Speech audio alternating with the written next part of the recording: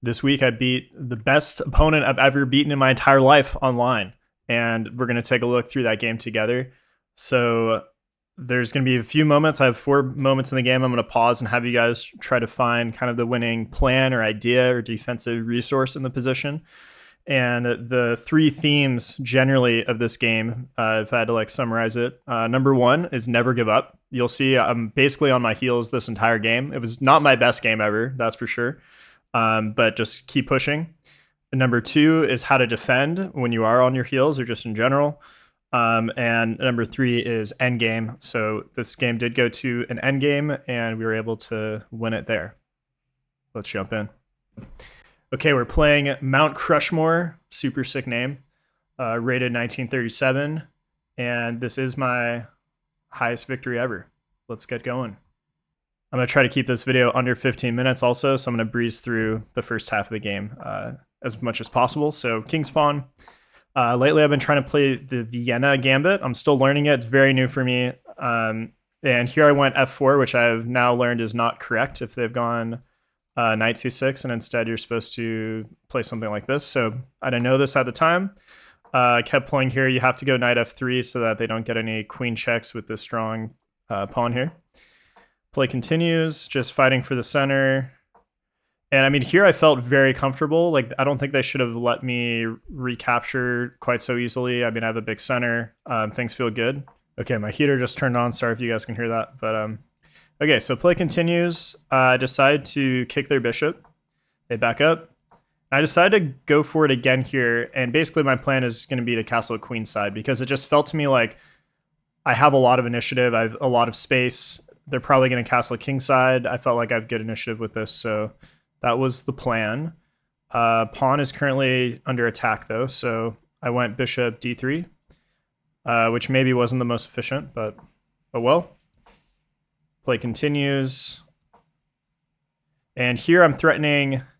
I was actually pretty proud of this move because they're threatening this very strong check and to infiltrate through this diagonal, the h4 diagonal.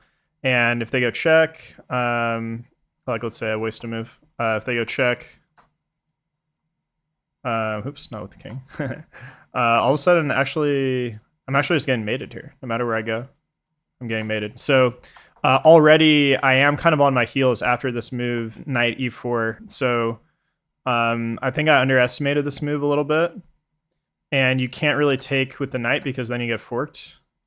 So it is tricky. Let me know in the comments if you guys see any other options here. Actually, let me check. What did the computer say? Okay, so computer found queen e2 as the best move, which I guess kind of just helps defend if they come in. It was kind of a complicated line. We won't look at it. The second best move, according to the engine, was castle, which seems kind of insane because there's just like so much space here around the king. But maybe that just shows my position's not so good. And the third best move was what I played in the game, which was pawn h4, although now it's saying that's a mistake. But I thought it was pretty solid because now the rook is helping defend the h4 square. We're also threatening to trap black's bishop. They have ways out of it. They can take and whatever. But, you know, it felt good at the time. So play continues. They go bishop b4, which was a very strong move. And now this is really where the problems amplify for me because this knight is pinned. They're threatening to fork me. So like if I waste a move, they can go takes. Eventually they get this fork. So it's tricky here. I played bishop d2. Opponent comes up, queen d7, attacking my g-pawn. I play rook g1 to defend this pawn. Opponent castles. So I go pawn h5, trapping the bishop, sort of, but not really, because they can play knight takes something here. So they go knight takes bishop on d2. And you could take back right away with something, or you could take the bishop. I decided to take the bishop first. They take my knight, I recapture with the queen. Then they take my d4 pawn, which was hanging at the end of this line. So this is really now where things have gone off the rails. So I'm down a pawn. Okay, play continues. So I go queen g3. Opponent goes rook a e1. Here I decided to take the pawn. You guys might have been wondering like why I didn't take sooner. Because you can take with check, so you could throw this move at any time.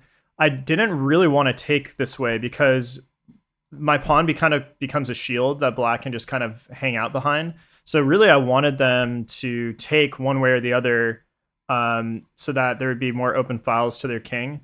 But I decided let's just nab this pawn, and maybe this will be an asset later in the game. Primarily because this bishop is a really strong defender of this pawn. From here, I went bishop f5, which really was not the best move in this game. Best move here because basically I waited too long to castle.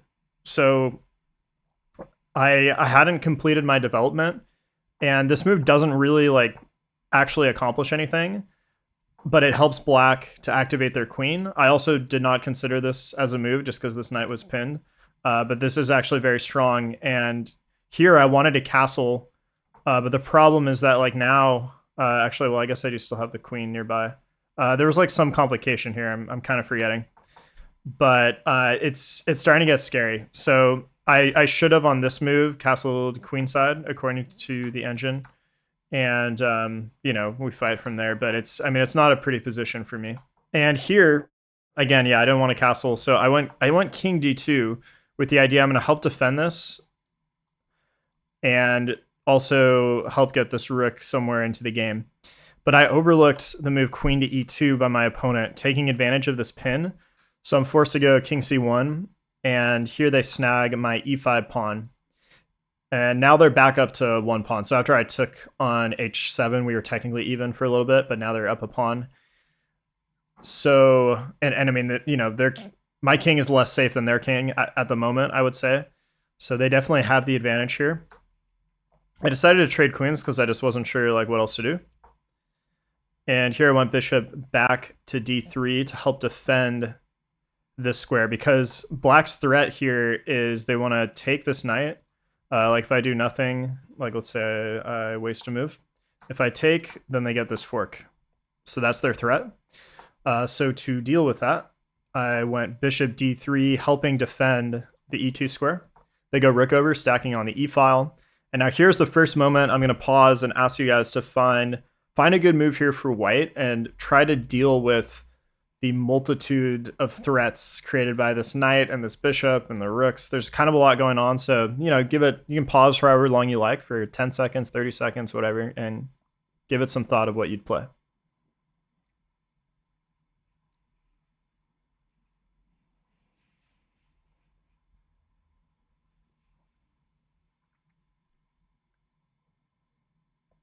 Some of you might be thinking it's king d2, which it is not, because whoopsies, you get knight forked.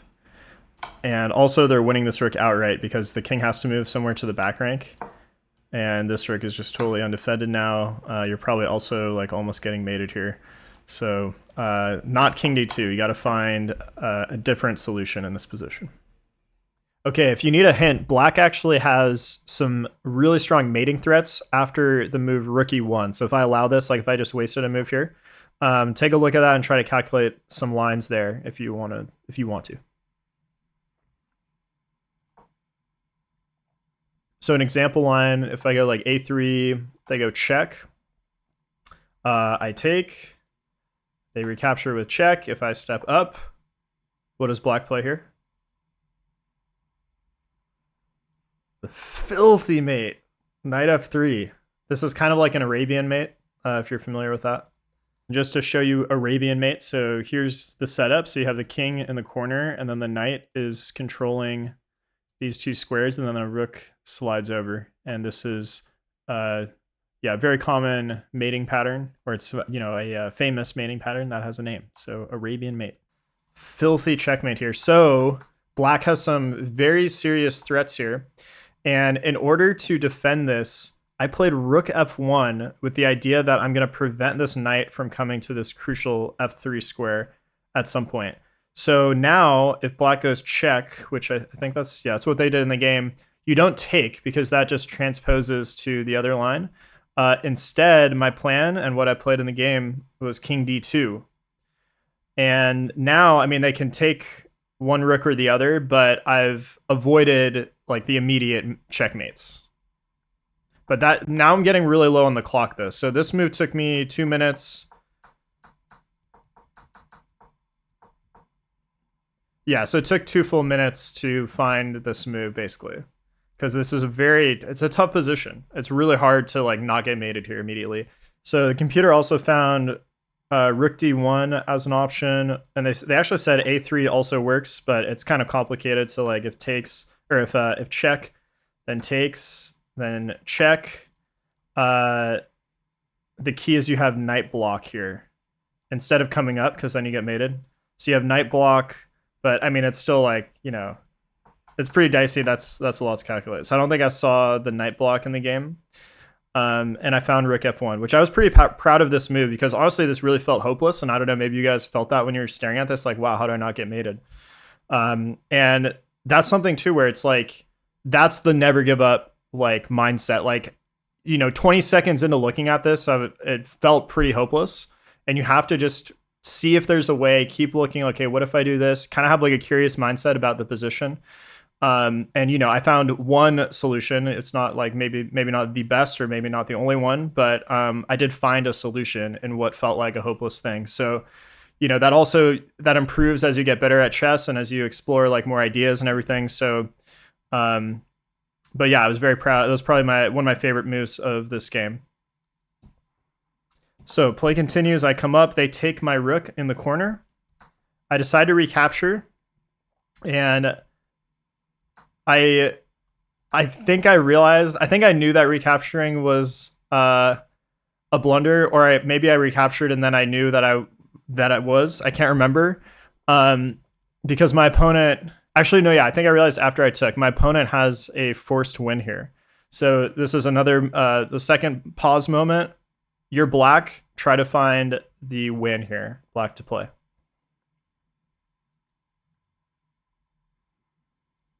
So again, utilizing the Arabian mate ideas. So check. If the king comes straight back, you have immediate checkmate. If king comes to c1, you almost have immediate checkmate. The knight controls this square, but we do have the block here. And then how do you follow this up as black? You have bishop check, defended by the knight. King moves. Pretty nice checkmate. So black did have the win in hand in this game, in this position after I took the rook. But luckily they didn't see it. So when they took the knight, I had a sigh of relief. They also, I'm looking at their clock. They did not think about this very long at all. So they made this move within like 5 seconds, which, I don't know, just feels too fast. Like they have 4 minutes on the clock. I have 2 minutes. I feel like they should have thought a little bit longer. Like maybe they would have found this idea, but luckily they didn't. And I recaptured with the king. So we're still down a pawn. We're out of the woods. We're not getting mated, but there's still a lot to go here. Okay, now we're going to try to breeze through to get you guys to like the key endgame moments. So first of all, they start off pawn to c5, defending the knight, starting to mobilize their pawns. I go rook f1, activating my rook, putting some pressure. They go rook up, defending. And now my plan is to maybe try to solidify this pawn further. But they play pawn to g6. And I realized before they played this that they had it, and that this move basically wins the game for them, because now this pawn is going to fall eventually. They're severing the defense here. So I have to go rook h1 to defend the pawn. But now they can just kind of slowly get rook over and then take the pawn. So that's only a matter of time. And in the meantime, I decided to counter strike on this side of the board, and also to try to induce mistakes by my opponent. So pawn to b4, trying to undermine their pawns. If they take with check, which some people might do without thinking, all of a sudden they blundered the knight. So, you know, a little bit of a trap move, but also probably a good move by me. Opponent goes b6, correctly defending this pawn and maintaining the defense on the knight. And now I'm coming after the b6 pawn, which again, they aren't going to fall for that at this level, but it's kind of the same idea. Opponent continues their plan. I continue my plan. So if they take here, that's a mistake, because now I can take on c5, and the knight is undefended. So, but luckily they can just ignore it and sit there. And if I ever take, they take, and you know, they're fine in this position. So all they had to do was sit there and just keep continue their plan, but they decide to go pawn to c4. So now what do you guys play as white? They've given you their knight. So I take the knight, they recapture, and I recapture with the king. My thought process was if I recapture with the king, I keep three connected pawns. In retrospect, that was faulty logic because after they take, which is what happened in the game, so I'll just show you, these are no longer connected. So it would have been better to just take with the pawn and keep my king more active and more central. So that would have been better. And also I'll show you guys the eval bar here. So this was the critical move by black that allowed me to get the initiative. So after c4, I went from -1 to plus 2.7. And the reason is that basically my king gets active and I have this pawn they have to deal with. Meanwhile, my king is free to do other things. And, hopefully this can be a pass pawn for me that wins the game. Play continues from here. They take, or I recapture. And again, eventually they're just going to win this pawn. So, okay, here's our third stop along the journey. You can pause it here if you want to give it some thought. So we're in an endgame now. What is your plan here as white to try to apply maximal pressure and increase your winning chances? And actually now, according to the engine, we do have a dominant position. So my plan is I'm just going to step up and win this pawn while they're trying to take this one. And now I have a pretty active dominant king position. I have a pass pawn. They do have a 2v1 over here, but I can probably deal with that based on my king position. It might be hard for them to try to come stop my pawn. So that's what happened in the game. Also, just as black here, I don't think I would have gone for this actually because this pawn is so vulnerable. I think you maybe just have to go get your rook behind this pawn and then like put your king like here to just blockade this. And it's not that easy for white's king to kind of like make progress here. Like, I don't know, you can maybe just kind of shuffle and like, it's hard to go somewhere where like, it's hard for them to not abandon their pawns kind of.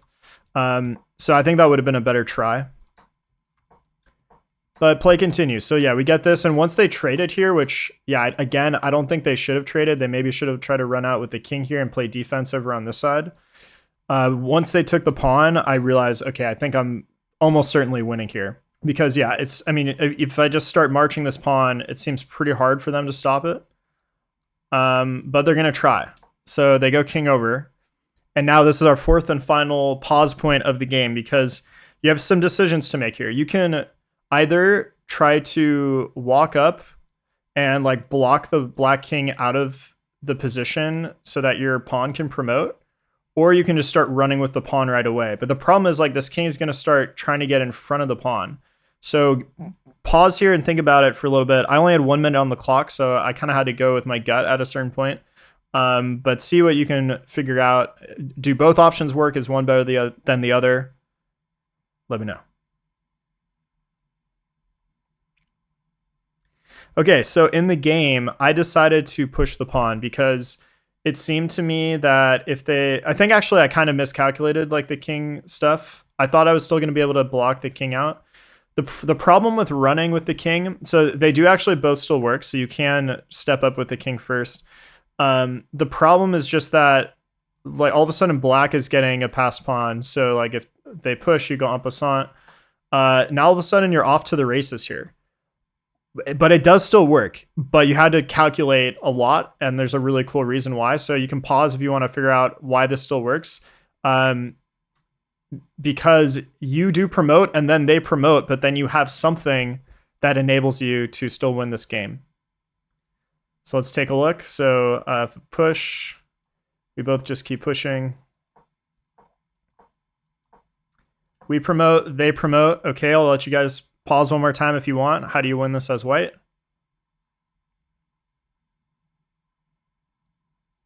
Check.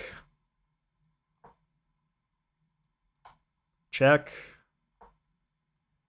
Give me the queen. Okay, so it did work because that tactic existed. But Pushing the pawn is probably less risky, just strategically. And just to explain what I meant by this being less committal, basically, even if black is able to get their king in front of your pawn like this, you could still at any moment like abandon the pawn and come take theirs and then like push basically. And I looked at this, and that does still win. Sometimes you'd come after their other pawn. You basically choose. You're going to use this pawn as a decoy, and you're more flexible, and you get to pick and choose where to split off to try to create another passer and win the game. Pushing the pawn is probably less risky, just strategically. So yeah, play continues from here. These were all like decent moves according to the engine. The problem here now is black kind of gets in Zugzwang, or gets me in Zugzwang, because they can play a6, which is what I would have played as black. I don't think you want to go. There's probably many winning moves here. So yeah, maybe it doesn't work either way for them. But they went pawn to f5, which makes sense. But after we take with en passant, we're gonna promote and win. So I pushed, and in this position, the highest rated opponent I've ever played resigned. So if you guys enjoyed that, make sure to drop a like on the video, and I'll see you guys in the next one. Thanks a lot.